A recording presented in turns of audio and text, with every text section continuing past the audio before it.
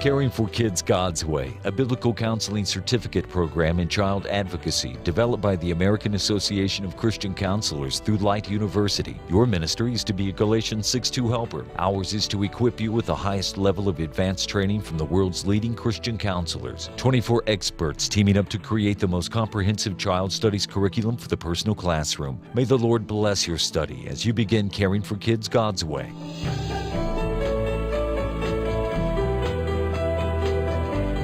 Clinical social worker specializing in marriage and family therapy, eating disorders, and infertility. An adjunct professor of psychology at Wheaton College and writer for Extraordinary Women magazine. Caring for Kids God's Way presents Dr. Linda Mental, the unique challenges of raising girls. Definitely put into separate categories for guys and girls.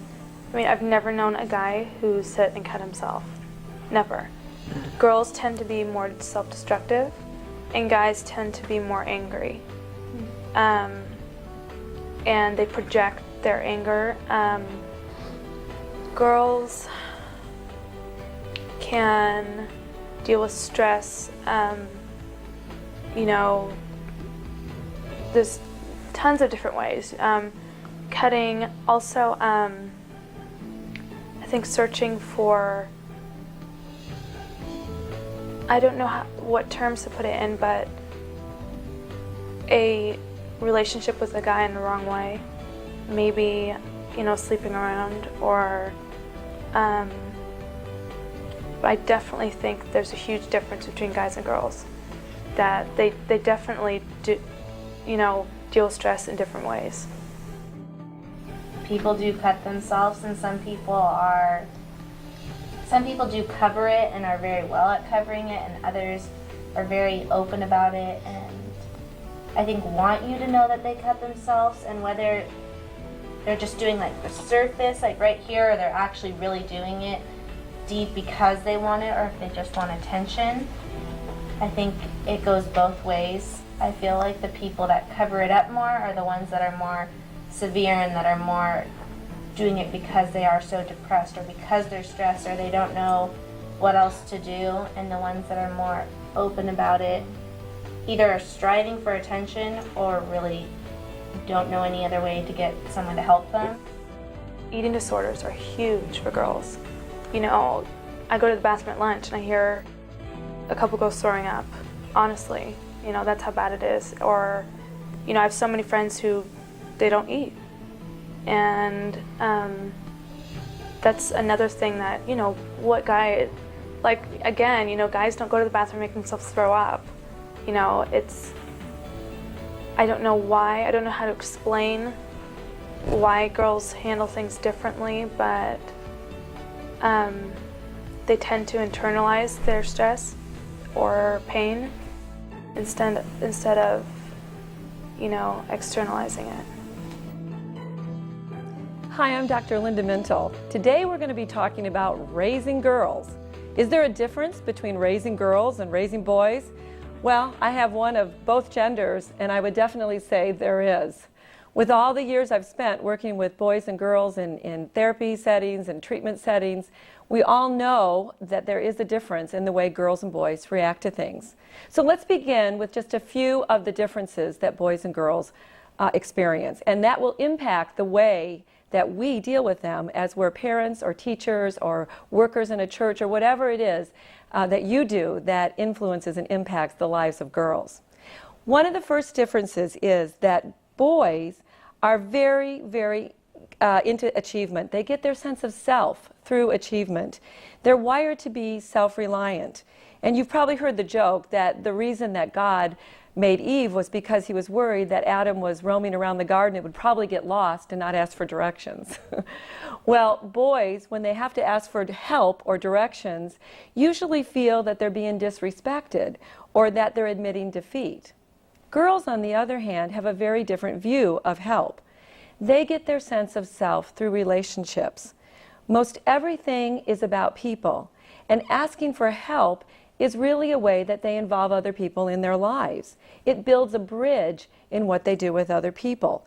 So, for example, when I offer to help my daughter with her math homework, she thinks that mom is being very supportive and is helping her. On the other hand, if I ask my son if he needs help, he feels a little bit like I'm undermining his abilities, and he has a tendency to say, let me try it myself. Now, we have to be careful when we're offering help to girls, because sometimes we can overhelp them. And what happens is, instead of giving them guidance and reassurance, instead what we do is we rescue them from difficulty or tasks that are more difficult.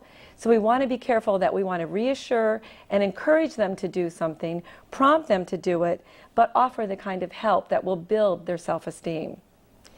The second difference is that boys are very linear in their thinking. They focus on one thing at a time. Girls, on the other hand, are multitaskers, and they're able to juggle different things at the same time. So how does this break down? Well, I might be talking to my son about something, and when I do, I get his attention, I have him look right at me, I stop what I'm doing, and we deal with one directive at a time.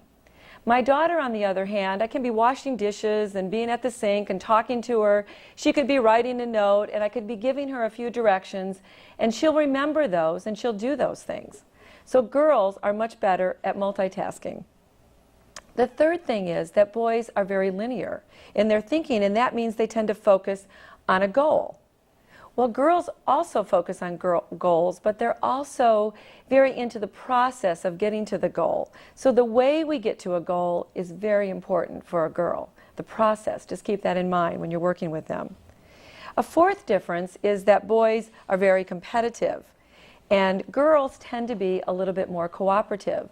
So girls want to get face to face because it's part of the bonding that girls do. They want to work together on a task, and boys tend to be more competitive. Now, these differences aren't in every single case. You might be thinking as you're listening to me, well, wait a minute. One of my daughters is very competitive. I have a daughter who's very competitive.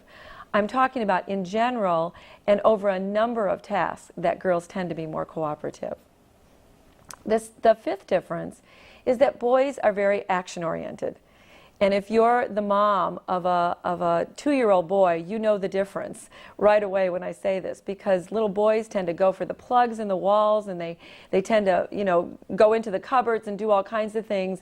And girls tend to be primarily verbal. And so a little girl will sit down and talk with you, or will play more quietly sometimes. Not all girls, but some girls. So if you think about the differences in the way the action-oriented versus the verbally oriented girls are, think about when girls get mad. What do they tend to do? They tend to lash out with their tongues. And in the older girls, they tend to be very catty when they get angry. But with boys, they tend to get very physical when they get mad. They want to punch something, they want to go out and ride their bike, or they want to hit the wall, or they want to do something very action-oriented. So another big difference. And the last difference I want to talk about is in play. Boys tend to dominate in play. They try to take control. They try to find out, am I better than you? And they play a lot of games where they try to build their blocks taller and higher than you, and they try to be aggressive in that play. Play is about who's in charge and who's the boss for boys. Well, with girls, in a real stark contrast, girls like to improve their relationships when they play. They establish relationships during play. When they're playing dolls, they talk to each other, they deal with relationship, and it seems like almost when you're looking at little girls, they're asking, do you like me? A lot in play. And when you think about that need to have a good relationship and to constantly be talking in relationships and bonding with others, this also leaves girls more vulnerable in terms of their growth and their development, because they're constantly looking to others to see if they're approved, to see if they're validated, to see if they're liked. And that can be a good thing when it's handled in a healthy way, but as we'll see in a little bit, that also can be a problem area. Not only are girls and boys different in the way they play and the things that we've just mentioned, but our world is rapidly changing, and it's at such a fast pace for girls these days that really our world poses very different challenges. It poses different challenges to our spiritual values, to maybe our family values, and our everyday lives. Girls are dealing with more sophisticated issues probably than any other time in their lives. And one of the difficult things in working with girls is they tend to look a little bit older, but emotionally they're still the developmental age that they are, and we need to remember that. They have less contact in terms of adults and people that are in their lives who used to guide. I'm thinking of particularly that when I was growing up, I lived in a community where I had grandparents and aunts and uncles and lots of people that would speak into my life and would guide me along life. Well, today, because of the way our society is and because of jobs and economic issues and people living away from their extended families, girls are growing up in a more difficult time, but with less adult guidance and less adult contact, and that makes it more difficult. We also have the emerging influences of media and technology, and we live in a culture in which the societal values do not always line up with the values of our Christian families, and that is a big difference from the way it was years ago. It used to be that we could count on the society, even the schools, to reinforce those Judeo-Christian values that we had in terms of bringing up our kids. Today, we actually have to sometimes fight against those values and be very intentional with girls in terms of what does the Bible say and what are our values as Christian people. It's a very different world. So they need our guidance and our support even more than ever. Let me read you a quote of what one 12th grade girl said it's like to live in today's society. "It's pretty hard being a girl nowadays. You can't be too smart, too dumb, too pretty, too ugly, too friendly, too coy, too aggressive, too defenseless, too individual, or too programmed. If you're too much of anything, then others envy you or they despise you because you're intimidating them or making them jealous. It's like you have to be everything and nothing at all, without knowing which of those you need to be more of." Sound confusing? It just speaks to the difficulty that young girls have in terms of finding their place and knowing who they are in our society today. You know, it's true that being a girl is very challenging. It's even risky being a girl in today's society. And I want you to consider a few of these statistics. They may really surprise you. 1 in 4 girls show signs of depression in our society today. Compared to boys, that's twice as many girls attempt suicide, and there is a sharp rise in suicides from girls beginning at age 10 and peaking at about age 24. 1 in 4 girls has been in an abusive relationship. Girls are 5 times less likely to receive attention from a teacher. Girls ages 12 through 15 have the worst nutrition of any age group, followed by girls ages 16 through 19. By the ages of 12 and 13, girls' self-esteem plummets markedly. By age 13, 53% of girls are unhappy with their bodies. By age 18, 78% are dissatisfied with their bodies. 80% of 10-year-old girls are on a diet. 80% of 10-year-old girls. Isn't that amazing? And the number one wish of teenage girls and adult women is to lose weight. 8 million American women suffer from eating disorders. Now, I don't tell you those statistics to discourage you, but it does give us something to think about, and it does show us very specifically that our girls are at risk today, and we have to be intentional about the way we raise them. You have a lot of influence, though, in the way a girl turns out. And you have a lot of influence in preventing these risk behaviors. And at the end of this time, I'm going to give you some of those prevention tips. But I want you to understand that you are the antidote to any kind of high-risk behavior. Families, friends, church workers, teachers, coaches, all make a difference in the lives of girls. So be encouraged. You have a lot of influence in what you do. Well, in fact, I want to tell you that the research shows that girls' achievement has much more to do with family influence and cultural experience than the actual intellectual capacity that girls have. Your words and your actions are very powerful, and they can influence the attitudes and the performance of girls in school and at home. So that's good news. Now, the task of all girls when they grow up is to find healthy ways to separate from their parents and their families. In other words, they have to learn how to grow independent and find their own voice and understand who they are in Christ while interacting with their family and staying connected. So this is a major developmental task. We all have to grow up, we all have to be connected to our families, and we all have to find a way to separate from that family to become more independent, to become more autonomous, and to be our own person. Well, how a girl separates from her parents and develops her individuality is extremely, extremely important. If she does this by cutting off from her parents, her peers and her friendships and even her future relationships are going to be affected in a negative way. She's going to be in trouble because she's not learning to manage conflict in the home. She's not learning how to deal with problems. She's not learning how to deal with intimate others without cutting off or running away from a relationship. Avoidance of problems does not work. And if you're someone who has a girl in your family, you have to work very hard at dealing with conflict, even if it's uncomfortable for you as a parent or a worker or a teacher. Conflict resolution, teaching that to children when they're growing up is extremely important because it influences all their other relationships. If a girl is overly involved with her parents, then she has trouble making decisions and trusting her own judgment. If she's always looking to her family to kind of tell her what to do or to show her what the way is, then her independence is in trouble and she's going to have difficulty relying too much on the opinions of others. And what happens then is she doesn't learn what she thinks and what she feels, and she doesn't learn how to assert herself. And so you have to have this very careful balance when you're raising a daughter on encouraging her to have her own opinions and encouraging her to use her own voice and to deal with conflict and work through things that are difficult, to have negative feelings, not be afraid of those feelings, not stuff those feelings, but deal with those feelings, and do all of this in the context of her family and important other people in her lives.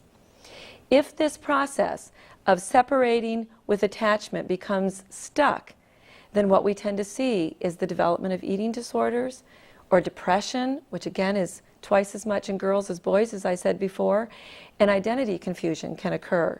So the way they leave home, the way they begin to become independent, very important. Now, one of the ways girls get stuck in this process of growing up and growing into their own voice, as I like to say, is that they have to deal with the pressures and the stress that comes with living in any kind of a family or in school or going into the youth group of their church or wherever they live and breathe. This can be a good thing, though, when they're dealing with stress and pressure. It can also be a problem, as we'll look at in just a moment. It's a good thing when the expectations on girls are realistic and they coincide with her aspirations and they challenge her in a new way. Expectations can help her grow as a person. For example, I knew that my daughter Katie could handle more of a challenge in her piano lessons and her piano music. And so I consulted with her piano teacher and I said, could we give her a more challenging piece? I think she could do it. I think we could push her a little bit in this area.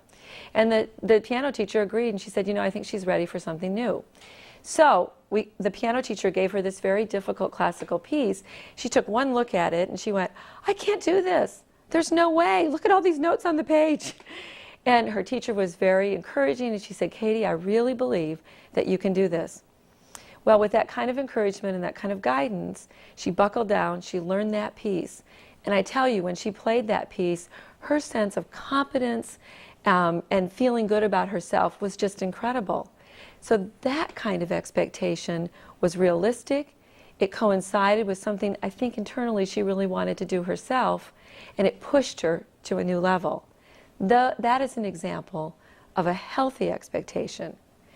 Now, there are times when our expectations can create really unnecessary anxiety and pressure and can push a daughter into a very negative place.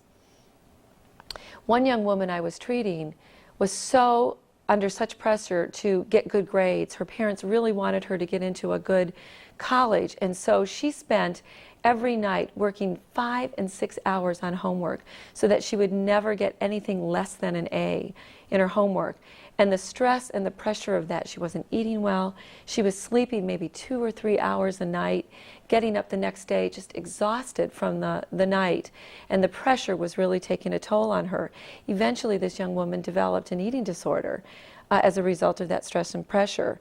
Well, that's an example of putting stress and pressure on a child in a negative way. It really was too much for her to handle. And the goal for her was to begin to balance her life. And one of the things that we had to do is I actually had to assign her to fail at something. And I had to have the parents go along with this and say, you know what, I want you to make a mistake. I want you to purposely make a mistake and see what that feels like and learn to tolerate that. Very important for that daughter, because the expectations that were being put on her were too severe. They were too harsh, and it was really hard for her to live up to those expectations.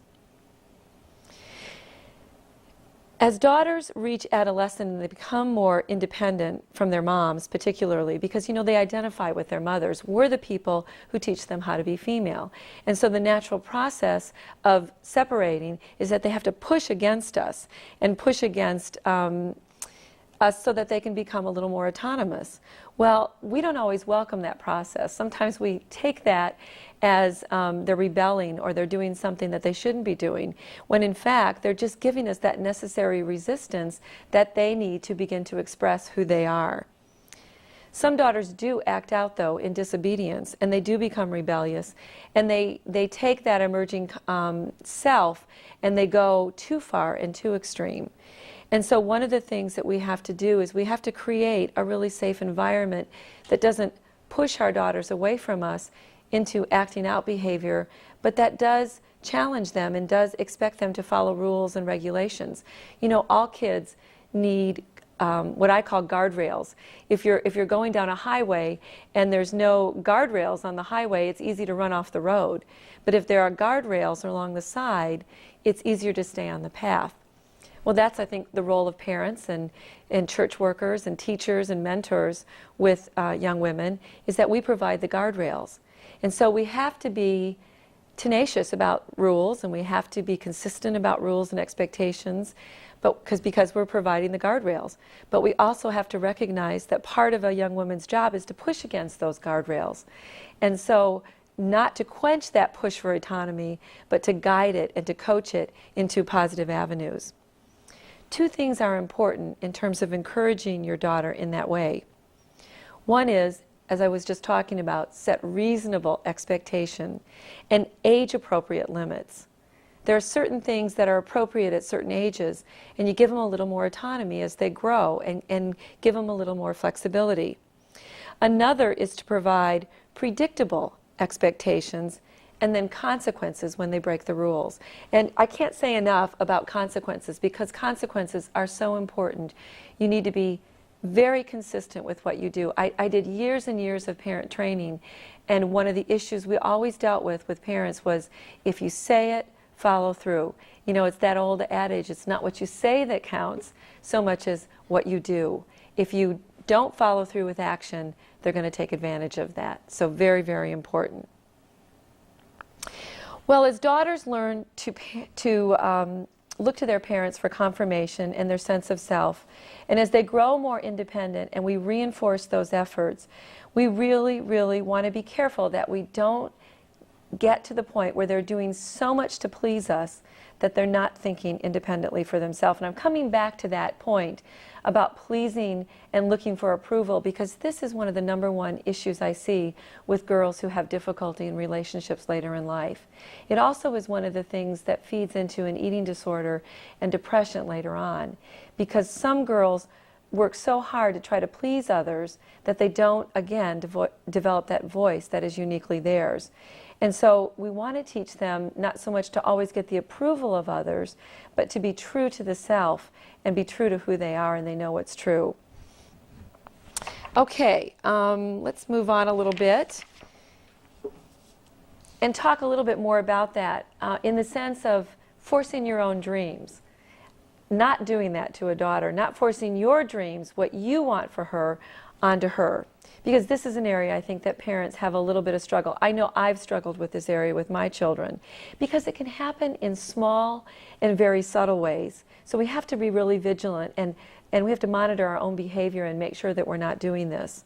There's such a fine line between motivating a daughter to try new things and pushing her to do the things you want her to do, which are actually your dreams. Let me give you a couple examples of that. A few years ago, my daughter was competing in a speech tournament, and I was helping her and coaching her on her poem that she had to do for the speech tournament. So we were practicing the poem, and she would say it, and I kept stopping her and going, well, you know, I think you should say it like this, and I think you should give it a little more oomph in this part. And I was doing this over and over and over, and finally at one point my daughter got very exasperated with me, and she just kind of stopped and she goes, Mom, that's how you would do it. That's not how I would do it. And I stopped and I thought, you know what? I'm pushing her too hard. And so I stopped and I said, you know, Katie, I'm really sorry. How would you do it? I'm listening. I want to see what you would do. That goes a long way. Another thing that came to mind is I know I love the cello. I grew up, I play the flute and the piano, but I love the cello and I always wanted to play the cello. And so when I had 2 children, I thought, hey, I can get them to play the cello and then I can enjoy cello music and can hear the music vicariously through my children. And so when they were looking to pick an instrument, I kept pushing the cello and I kept suggesting the cello, and then I was pushing the cello, and then I was suggesting even more and pushing even more. And finally both of my kids said, Mom, you want to play the cello. We don't. And you know what? I'm a little thick in the head sometimes, but I finally got the message. I was pushing my dreams onto them, and those were not their dreams. Got to be so careful with girls and boys that we don't push our dreams onto them, but that we begin to ask them, what are your dreams? What are your aspirations? What do you like? What really is your passion? What makes you get excited about life? And that we begin to understand them and know them, and that it's easier then for us to encourage them in their dreams rather than push our own. And in doing that, we always have to give them the message, whatever you choose, whatever you do, you are loved, you are unconditionally accepted, I will support, and I will be behind you no matter what. It goes a long, long way. Well, to guide our daughters in becoming the woman that God intends them to be, we have to listen more. We really do. We really have to stop our busy lives and take some time out and listen and ask a lot of questions and get to know who they are. We need to really encourage girls to speak their mind and to give their opinions and to not keep their thoughts private, but to really come out with their thoughts and ideas and to really learn how to be assertive in life, because they're going to need those skills when they go out into the world. And as we get to know their hearts and their desires, this helps us encourage the woman that they're going to be and the woman that God wants them to be. Here's another point in the process of growing up that is just so important for daughters, and I touched on it just a minute ago. Allow her to make mistakes and admit to yours when you make them. For example, when my daughter was about to give an oral presentation for the very first time in school, she was terrified of getting up in front of the group. And I asked her why she was so scared. And she told me that she was really afraid that one of the kids was going to laugh at her. And if he laughed at her, that she would just fall apart and she wouldn't be able to do the presentation. So I stopped and I thought about it for a moment. I said, you know, Katie, the very first time that I got up and gave an oral presentation, I did horrible. You know, I stumbled all over my words. I felt really insecure. I didn't want to do it. I was really afraid. My heart was beating real fast. You know, and I stumbled and I made some mistakes. And I remember a couple of kids laughed. But you know what? I kept going. And I remember something that my mom said to me, and I think it's really important for you. And that is that never give other people that kind of power in your life. Never allow other people to determine who you are and what you're going to do. Always know who you are in God. Always know that God is with you, His presence is with you, and because of that, you can be confident in Him working through you. And it doesn't matter what other people think of you. Always trust who God is in you and what God has to say about you, and never let the voices of other people rule the voice of God. And when I told her that, the fear went away. She got up and she gave permission to fail. Now, why was she afraid? She was afraid because she sees her mother get up in front of people all the time and talk, and I don't look anxious or nervous to her at all. But I also pointed out that I didn't start that way. And when I started, I fumbled and failed and felt the very same way she did. It's so important to let little girls know that it's okay to make mistakes. And it's okay not to do things right. It's okay to fail. And it's okay to feel bad about that. You need to learn what bad feelings are and tolerate bad feelings.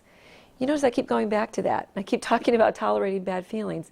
That's because it's one of the #1 issues of why girls develop eating disorders, because they don't tolerate bad feelings. They don't even know how to identify their bad feelings. And so it's really important, since that's one of the #1 problems that little girls are at risk for. Okay. You might be interested in knowing that girls have close, positive relationships with their parents during the first 5 years of life, that those girls who have that, now this is just fascinating to me, and I just found this study recently, that those girls tend to experience puberty relatively lately in their lives. Isn't that interesting? Compared to girls who have distant relationships with their parents, especially their fathers, puberty is delayed. And in a day and age when we're seeing puberty hit girls at about 8 or 9 years of age, it's a little bit young for them to be dealing with that. This is an interesting finding, that if a young girl has a very close relationship with her father the first 5 years of life, that compared to girls who don't have that relationship, her time of entering puberty is going to be delayed. Isn't that wild? What an influence that fathers have. Specifically, girls who delayed puberty had fathers who were active participants in their caregiving early on, and who were supportive to the girls' mothers and had positive relationships with their mothers.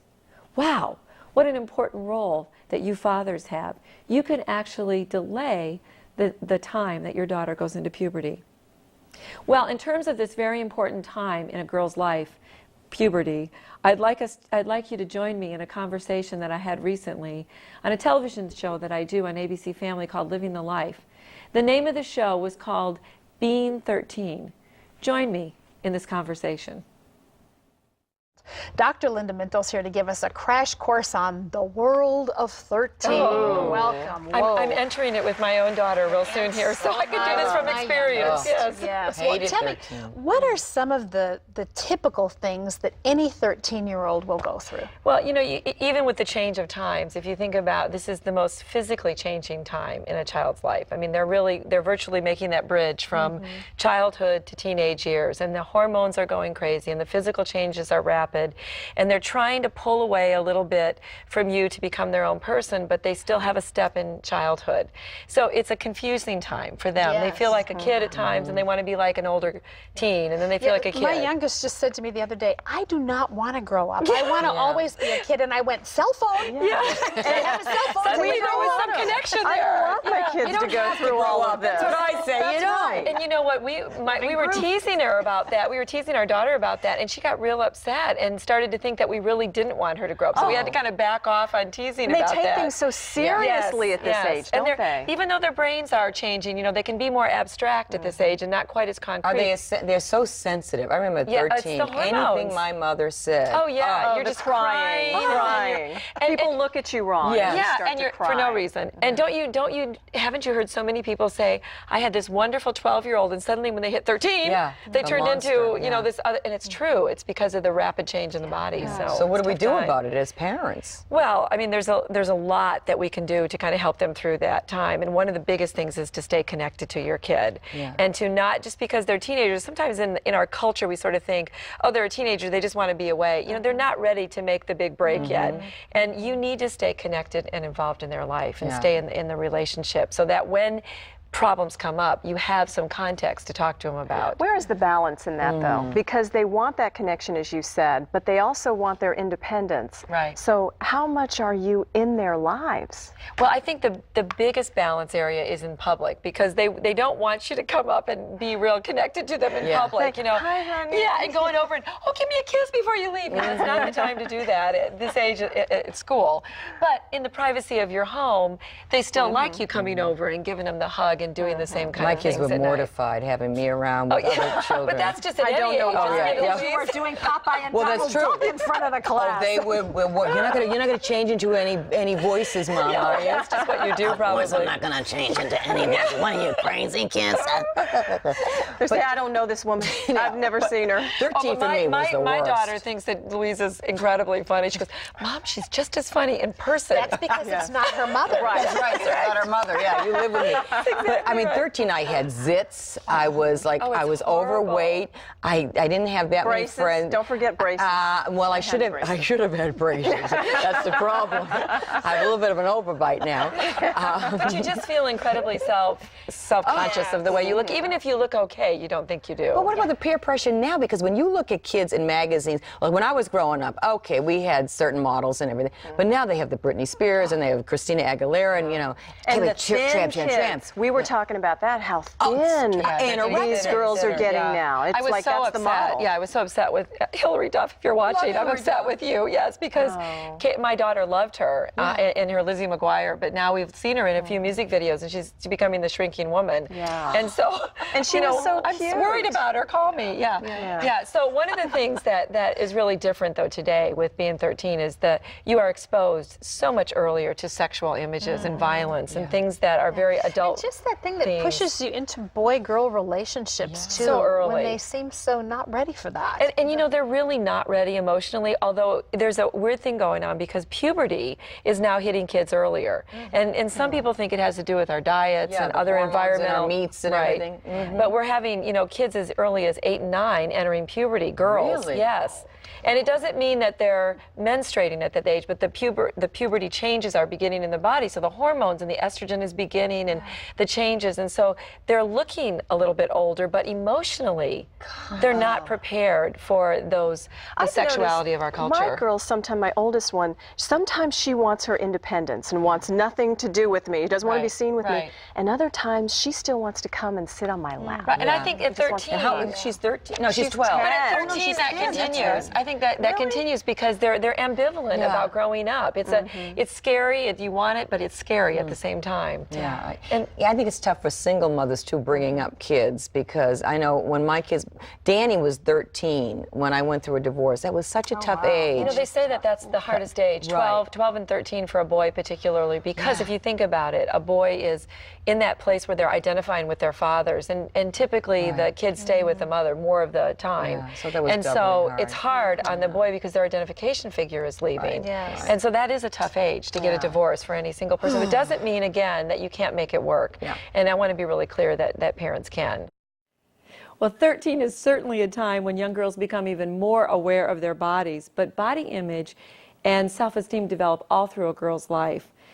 But girls' self-esteem is tied very strong to their body and their appearance, and so we have to really pay attention to that, because society tells girls that they are how they look, and it's a very important part of their lives, which is why girls get so stuck on a lot of the eating problems and the weight problems and all the things that we see with girls.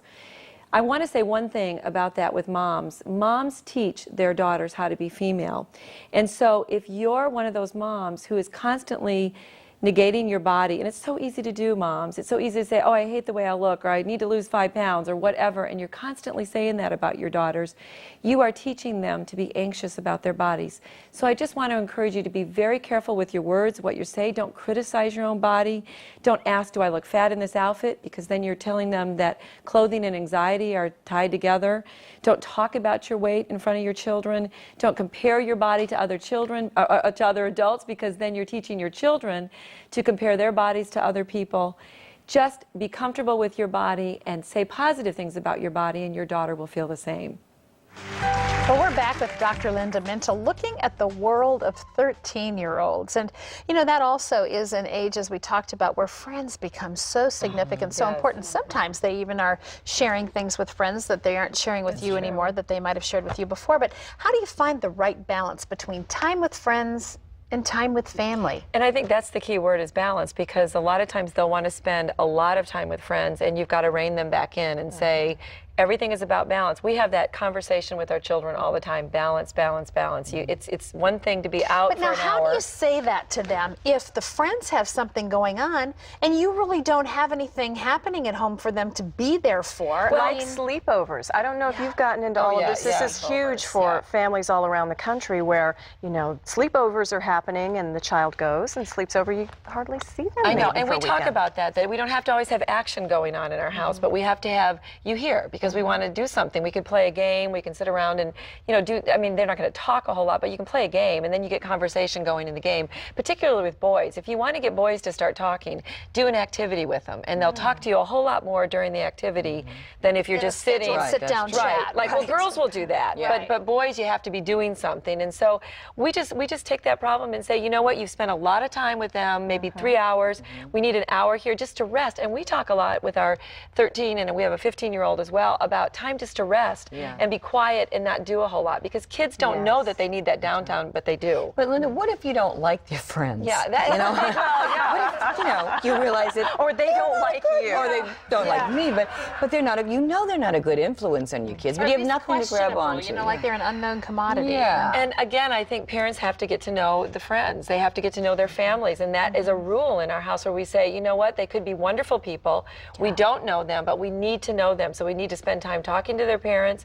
We need to have them come over to our house so we can see how they are and if they're respectful and those things. And when we see things that we kind of guess at, we bring them up. I would encourage every parent to just talk to them and say, I don't know if this is true, but here's what I've noticed. And it makes me think about maybe this is something going on with this kid. Well, speaking of all that, I mean, there's always the talk. How do you talk to your kids about sex without completely creeping them out? I think the really big mistake that parents make is thinking that you have to all of a sudden just one day wake up and have this talk. And it's really much more of a conversation over time with a relationship. If you're unable to talk to your child about any other thing, you're going to have a really hard time talking about sex. So the more important thing is that you develop the relationship with your child. You just keep talking. You keep bringing up things. You keep going, you know, going into their room every once in a while. Right? Yeah, I mean, not too much. No, don't give them too much information. But as you are having a relationship with them, then begin to tell them. And there are little books that are great on this. There are books with spiritual and faith-based ideas in it, how you can talk about it in the context of values. And God, you got to bring in your values when you're talking about sex. Speaking of that, what if you suspect that based on your kids' friends and maybe the school that they're going to or whatever, that they might already be experimenting sexually? Where do you go with that? You know, I don't understand why parents are afraid to bring it up and just confront. I mean, to me, the issue is you just begin to say, this is what I'm suspecting. This is what I found. I found birth control pills in your room. I found a condom in your room. You know, where did this come from? And don't do it like, where did this go? You know, but sit down again. Parents are confused because when they don't have a relationship and they try to bring up these difficult things, it doesn't go anywhere. Well, and if they feel out of control, that's where I think that anger comes from. It's more their frustration. And it's more their fear. It's your fear as a parent when you're going into that something terrible is going to happen. But if you sit down and you say, I'm very frustrated, just say what you're feeling. I'm very frustrated. I don't know what this means. You need to be honest with me. And we always, again, we've set up the rule in our house that if you honestly confront something, you're going to be better off than if you lie to us and tell us when we find out later. So what if they do lie? And I mean, do you? I think the consequences are more serious because now you're dealing with not only the sexual acting out, but you're dealing with the lying and the breaking of the trust, not only with the sexual relationship they're dealing with, but your trust as well. And you said a key word too. Yeah. Consequences. There has to be some sort of consequence. Counseling, pulling back the reins, limiting their contact. I always find that really hard. Do you, like right in the moment when that's happening, I can't think of the right... Don't do it. Don't do it. No. The easiest thing to do is to say, you'll be sorry. I need to think about this. No, just say to your kid, I need to think about this. Or your father and I need to get together if there's a father, and we really wanted you to think about this. I've said this to my kids several times. I'm so upset right now that I'm just going to take away the world. Yeah. So we need to have some calm time. I need to take a time out. We need to talk, and then we're going to get back to you when we're calmer. Well, that's because she's a therapist. Yeah, she knows all these things. For us, it's you'll be sorry. It's very emotional. It's very emotional at the time. Very emotional, and I lose it. And you know, I did that the other day, and I lost it with our son. And I began to pray about that night. I went back to him the next day, and I apologized. And I said, I was acting out of anger, and I'm going to pull back because here's what I think is more reasonable. There's a lot of mileage in that apology. Absolutely. Hey, let's talk for just a second real quickly about materialism, because merciful heaven, it is everywhere, isn't it? Does every child need a cell phone, an iPod? They would say yes. An iPod. A nano or a mini. Was when we were going to school. Yeah, now there's the nano or the mini to make the difference. the alligator. Yeah. And a Palm Pilot to go with How do you it. handle the peer pressure of that one? Well, you know, we have a rule. One Christmas, it got so bad in our house. They were opening, it was like an opening frenzy. I felt like it was like bulimia on the Christmas tree. I mean, it just kept going on. So we made this rule at Christmas time. We said, we're going to get a gift that you need, a gift that you want, and an educational one. And we're going to make an effort to cut down on consumerism. And they were just as happy, and they actually thought more about what we did. And so I think there's no problem saying to kids, our culture is buy, buy, buy. And I think it helps to talk to kids about advertising and what they see on television, and saying their whole goal is to get you to buy, but that's not where our values are. Our values aren't how much we have. We do that in our house. We watch commercials. Okay, what are they trying to get you to buy? That's good. To be intentional. Exactly. And that's good to be intentional. And then to say, I constantly am saying, but do you need it? Yeah. I know you want it, but do you need it? I think it's great to teach kids restraint, to make them earn things, to wait for them. We've got an iPod issue right now, and my daughter is just pleading with us to get this iPod. And I looked at her at one point. She's saved up $150 and wants us only to put $50. And I said, so explain to me, like in the middle of this month, why I would suddenly spend $50 on you for no reason. And she goes, well, I said, you know, we've got a holiday coming up, you've got a birthday coming up, that would be a great gift, but why would I just go out and plunk down the money for no reason? Because I want it now. But you know what, she's not like that, because she started thinking about it and I said, just because you want it doesn't mean you get it. Now, in order to help our daughter specifically, I want to deal with some tips that will really help. Let's begin with the area of the physical bodies. One of the things that you need to do is to get your daughter to exercise and eat regularly. You know, we have an obesity epidemic in our country, and teenage girls are the most sedentary group of any of the other groups. And so get your kids up and get them moving, get them exercise, get them good nutrition. These are really important to their well-being. Second, I want you to get your daughters enough sleep.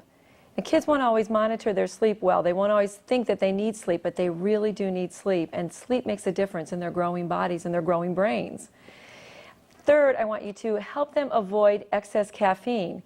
I know with the popularity of coffee shops and going to get a coffee card, this is a big deal today, but caffeine is not good for the growing body and growing bones, in girls and boys for that matter. So it also can exacerbate anxiety and depression in kids, and so help them monitor their caffeine intake.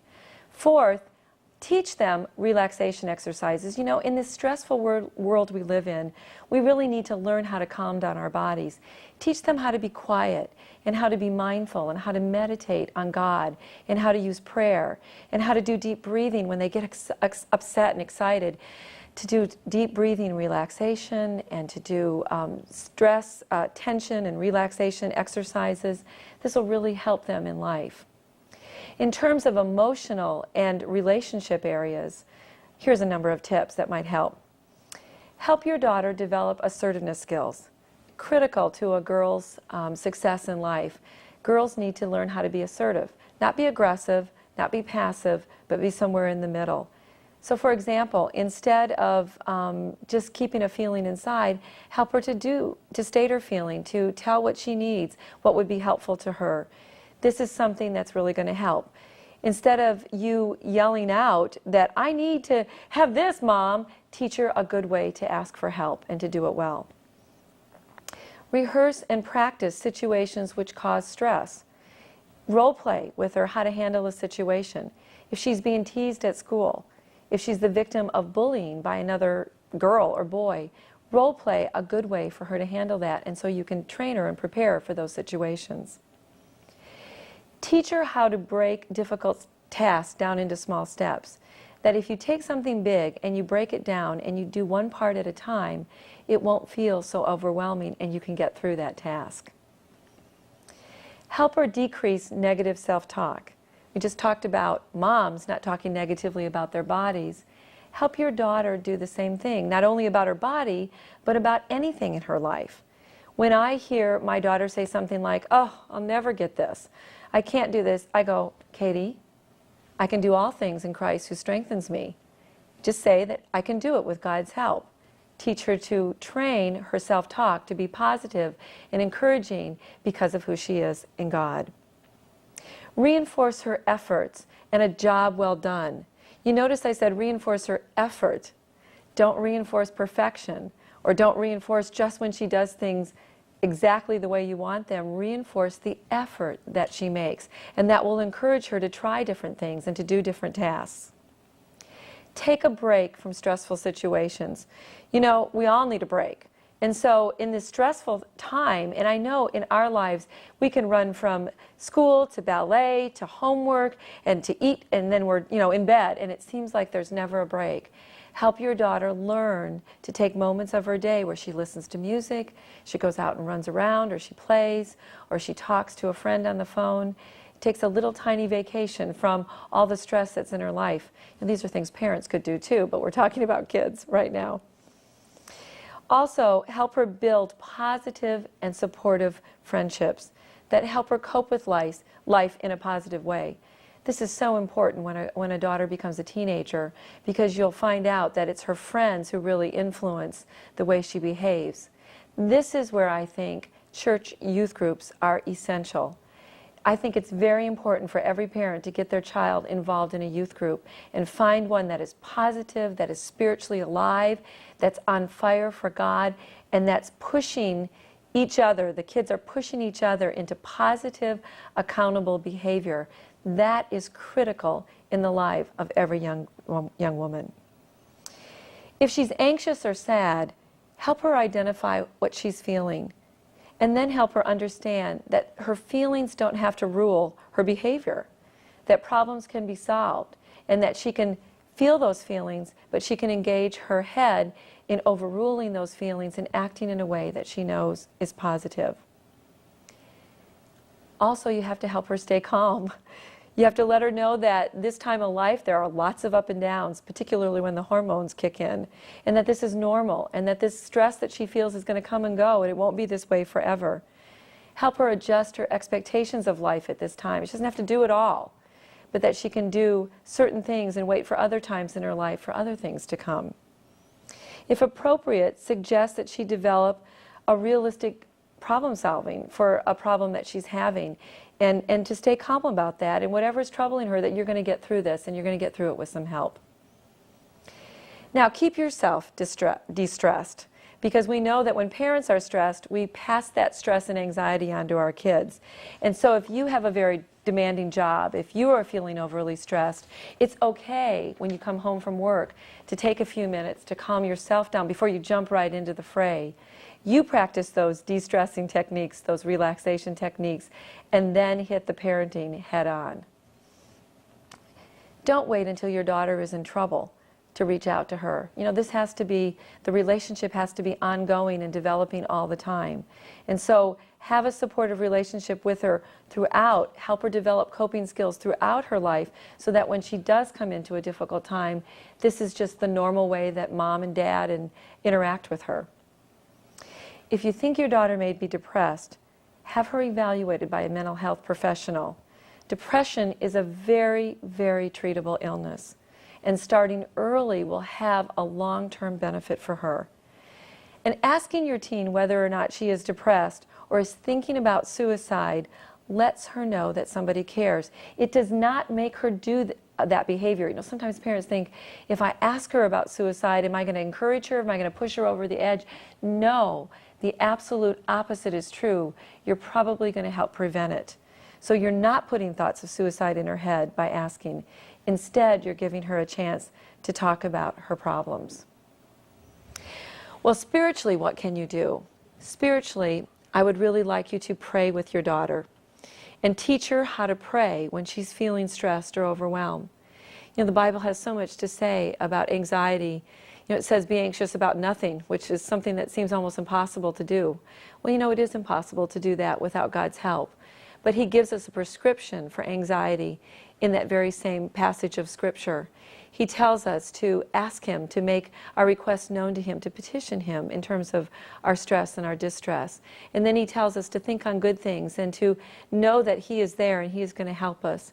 You have to teach your daughter how to go to God for that kind of help when she's feeling stressed.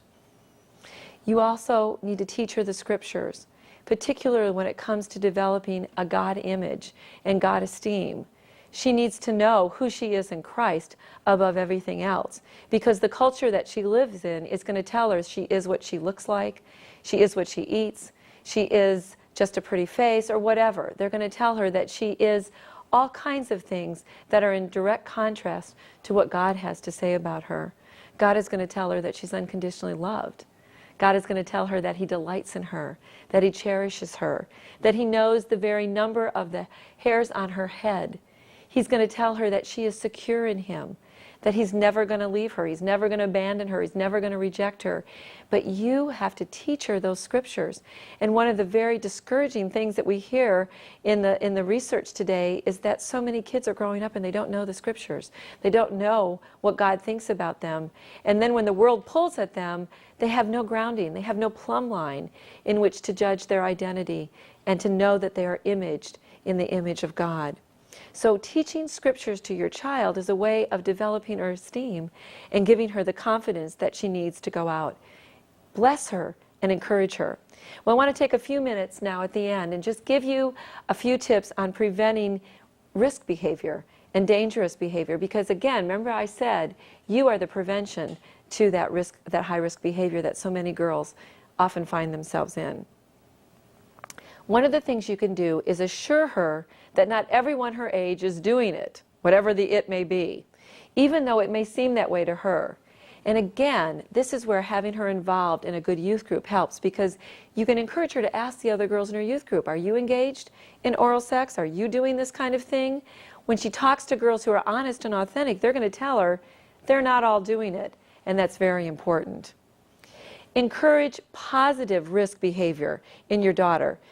Teach her to go out and try something that's difficult for her, that might look scary. Give her the confidence that she needs to do something risky that's positive in her life. Speak frankly to her about addiction and addictive substances. Most important, set a good example. Establish a pattern of asking as much as possible, knowing where your daughter is and who she's with. Searching an adolescent's room or insisting on a drug test, should not be taken lightly, because kids need their privacy. However, you still have to protect your child. Do what you feel is intuitively right when it comes to those things. Sometimes alcohol or drug abuse is a sign, well, most of the time I would say, of something else going on, and there may be some serious psychological issues that need to be addressed. You may want to get your child help initially. At the beginning signs of drug and alcohol, I would recommend you do that so that these things don't become a pattern and you can get at the root problem immediately. Discuss date rape, or what's called acquaintance rape now. Discuss drugs like roofies, which are just little tablets that can be slipped into a girl's drink at a party. Help your child know that if she's at a party where alcohol and drugs are, that can happen to her, and that she can be a victim of date rape, not because of anything intentionally she does, but because of where she's at. She needs to be vigilant about her surroundings. Meet your daughter's boyfriends and help her make good judgments, so that when your daughter is dating someone, that it's not just you're talking about that specific boy, but that you've been talking about boys all along, and you can remind her of the principles of what a good relationship is about. Help her understand that it's so important to pick good boyfriends. One of the reasons is an overpossessive or controlling boyfriend is a sign often of a physical abuse coming. And so you want to look out for that and help your daughter look out for that. An open dialogue with your daughter can help her find out if she's in a healthy relationship, and it can alert her that kind of danger. You know, be sure she always has cab fare and that she can call home if she's in trouble or feels uncomfortable in any situation. We've told our daughter repeatedly since she's been a little girl that anytime you feel uncomfortable, anytime you feel in trouble, you can always call Mom or Dad and we'll come and get you, no questions asked. Well, to close, I want to say a couple more things. I hope that you will see that you can be successful in raising a competent and a confident daughter, and a daughter who's spiritually in tune with God and who will truly find her identity in Christ. You know, it's our job to train her up in the way that she should go and then trust that all that training is going to stay with her in her life and that she'll call on that in difficult times. But in order to do this, we have to have ample wisdom from God our Father when it comes to raising children. And I would encourage you to pray for that wisdom every single day, to model the biblical principles that you're teaching her and put them in action in your own life so that she can learn not by what you're saying, but what you're modeling in your family. And I would encourage you to continue to pray for your daughter every single day, and then pray with your daughter regularly so she knows where your heart is and you know where her heart is. You know, I want to close with this. Every night when we put our kids together, we pray together as a family. And we end our time with my husband placing his hands on our children. And what he does is he puts his hand on them and he speaks a blessing over each of the kids. And it's so powerful. I would encourage you to do this. And it goes something like this. Let me give you a little example, and then we'll close. Father, I ask that tonight you fill Katie with every good thing you have for her, that all the gifts and all the talents you have given her will be released in her, that she will be kind and compassionate toward others, always extending the hand of Christ to those in need, that you will bless her when she comes and when she goes, and that no weapon formed against her will prosper in her life. May she sleep in peace and rise another day to bless you. Amen.